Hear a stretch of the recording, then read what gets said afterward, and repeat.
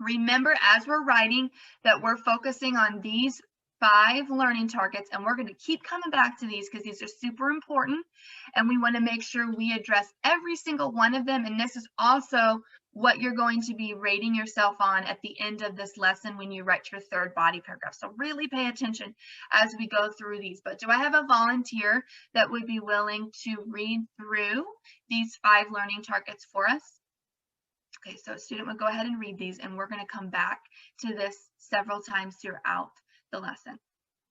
Okay, so let's go ahead and start with our first body paragraph. Remember that we said that our first body paragraph is going to focus on how, let's go back and look at this so I can say it exactly right, how it's less violent than other video games. So here we are going to be writing about how supporting that it's less violent than other video games. So we need to start with a topic sentence that introduces one reason, and that is our reason.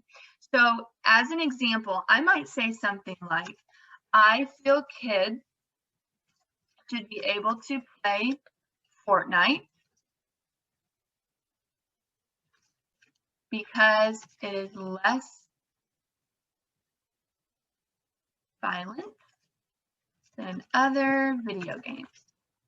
Okay, now this is a great topic sentence, but it's missing one thing that can make our topic sentence stronger. Does anybody know what that is? And somebody probably is going to say it uses transition. We need to add a transitional word or phrase. Oh, my kids love to remind me that. So, okay, great. So we are going to add a transitional word or phrase.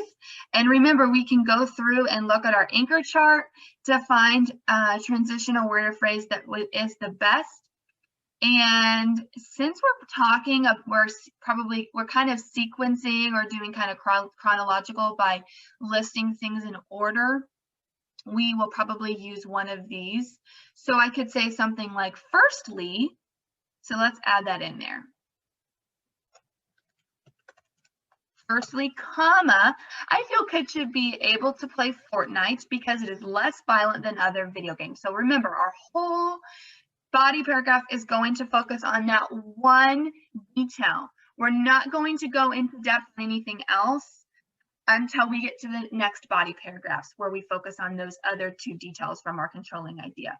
So the next thing we're going to focus on is our text evidence. Our text evidence is that stuff that we highlighted in our text. So does anybody remember what specifically we highlighted that supported the idea that it's less violent? And then my student said that the 2 things that made it less violent is that it's just a cartoon and that there's no blood or guts. Awesome. So we're going to go back here. Now, before we start, I want to mention to you guys, when we write evidence, we have 2 choices. We can paraphrase by writing in our own words, but still giving the author credit for writing it. Or number 2, we can put things in direct quotes and write it word for word. So I'm going to model both of those for you. First, let's go ahead and take these 2 sentences, but it's just a cartoon. I'm allowed to watch cartoons. And let's go ahead and write that word for word. I'm going to show you how you do that.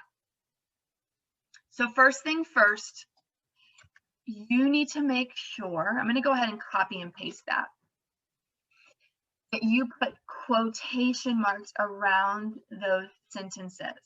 The reason we put quotation marks around those sentences is we want the reader to know that those were not our own words. So actually, before we even write those words in, we need to make sure to give that author credit.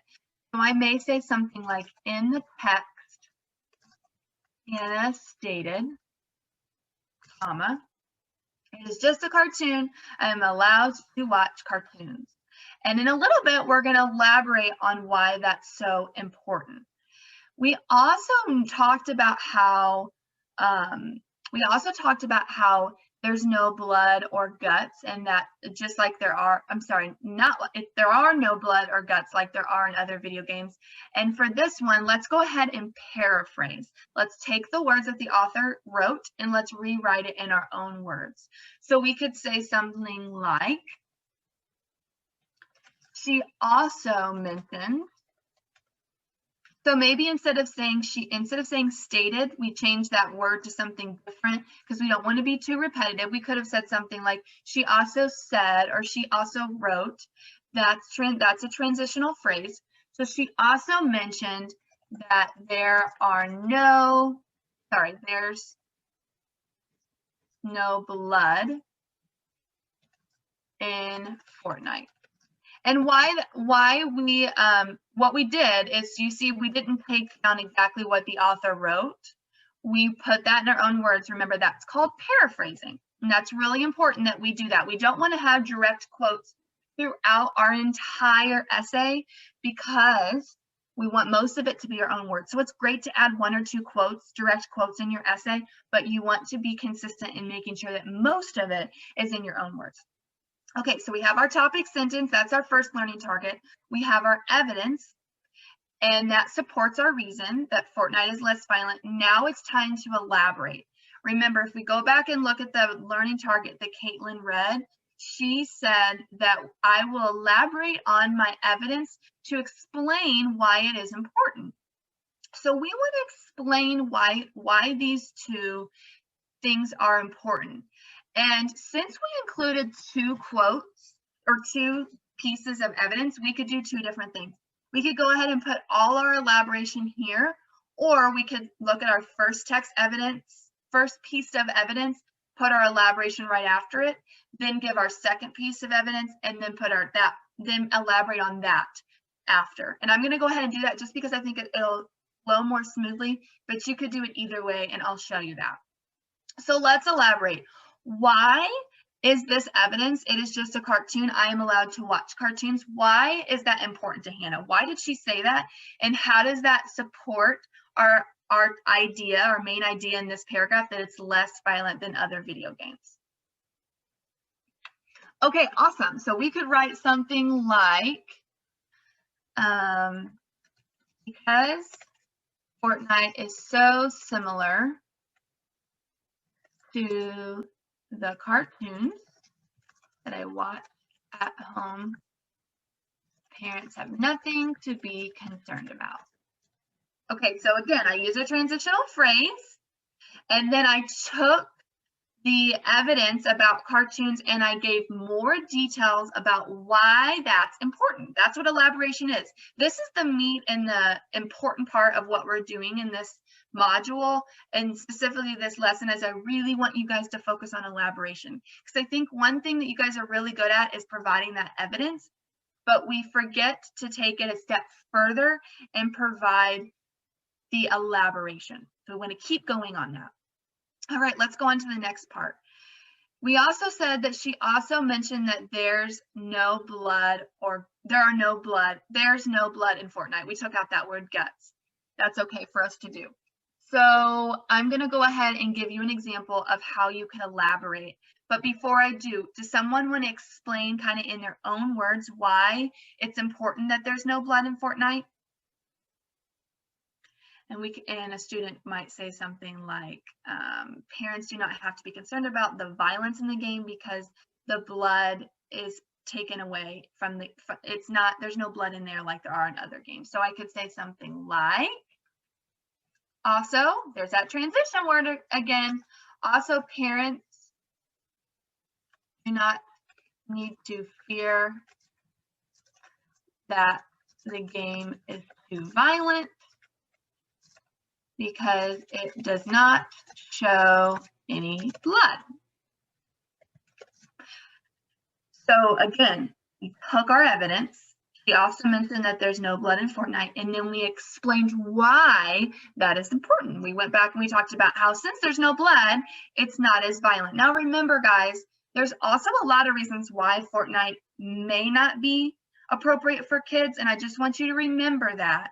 We're focusing on the positives, but there's also so first of all, before I send my kids to their breakout room, we're going to talk about expectations for group behavior and collaboration and all of that.